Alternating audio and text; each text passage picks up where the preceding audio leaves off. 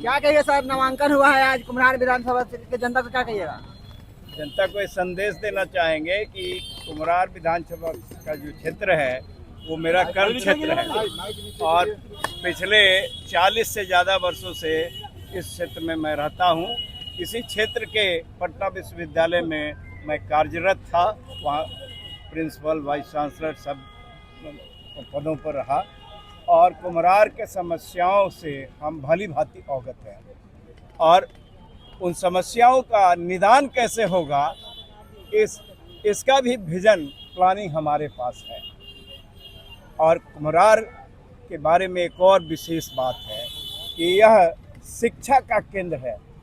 आप लोग देखते होंगे कि मुसल्लापुर हाट, नया टोला, बाजार समिति में गांव देहात के बच्चे बड़ी संख्या में, गरीब परिवार के बच्चे, निचले पायदान पर जो परिवार है उसके बच्चे प्रतियोगी परीक्षा की तैयारी करने आते हैं।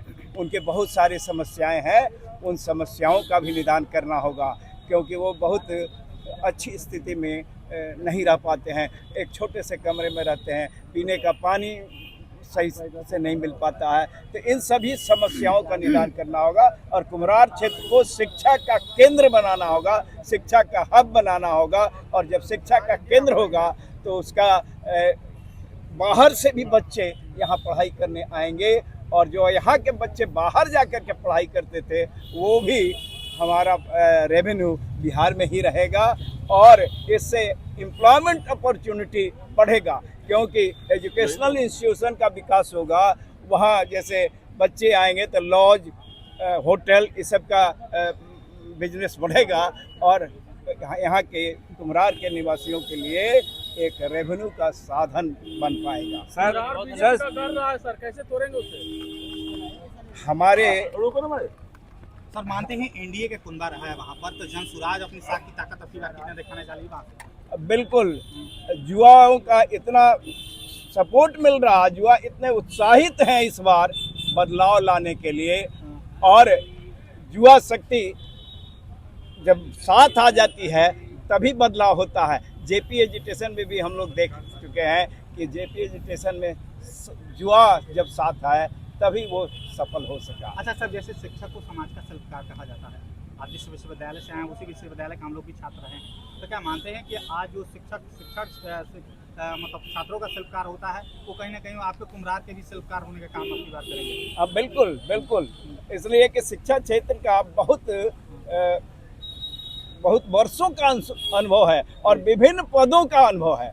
जैसे मैं व्याख्याता था, असिस्टेंट प्रोफेसर जो कहलाता है, रीडर था, प्रोफेसर था, head of the department of mathematics था, डीन फैकल्टी ऑफ साइंस था और फिर पटना साइंस कॉलेज का प्रिंसिपल था और उसी विश्वविद्यालय के फिर वाइस चांसलर भी हुए।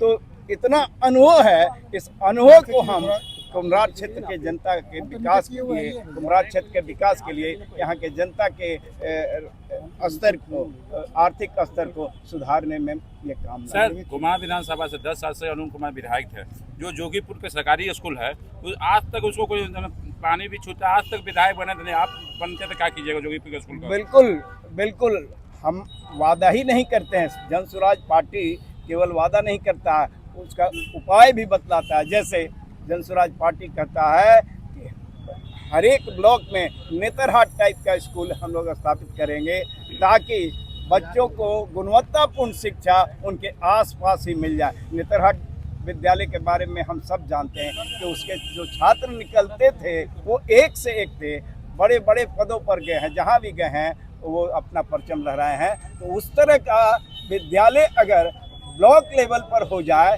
तो हमारे बच्चों को कितनी आसानी होगी। हमारे यहाँ के बच्चे प्रतिभाशाली हैं, कठिन परिश्रमी हैं और पक्का इरादा वाले हैं और वो प्रतिभाशाली तो है ही हैं, पक्का इरादा है, कठिन परिश्रमी हैं, तो निश्चित रूप से सही मार्गदर्शन अगर मिल जाएगा, गुणवत्तापूर्ण शिक्षा मिल जाएगा तो वो किसी मुकाम को हासिल कर सकते हैं, किसी ऊंचाई पर पहुंच सकते हैं। सर, आपकी सीट अगर निकलती है तो पहला प्राथमिकता क्या होगा आपका? पहला प्राथमिकता जो होगा शिक्षा, गुणवत्तापूर्ण शिक्षा मिलनी चाहिए। केवल कागजी डिग्री मिलने से कुछ नहीं होगा, तो शिक्षा बच्चों को गुणवत्तापूर्ण मिलना चाहिए। इसके लिए जो भी हो सकेगा, जैसे शिक्षकों की संख्या बढ़ाना, और हमने कहा ही कि विद्यालय में बुनियाद बनता है शिक्षा का, क्योंकि उसी बुनियाद पर तो इमारत खड़ा होता है। आगे जो कॉलेज और यूनिवर्सिटी में बच्चे पढ़ाई करते हैं तो बुनियाद तो स्कूल का एजुकेशन होता है,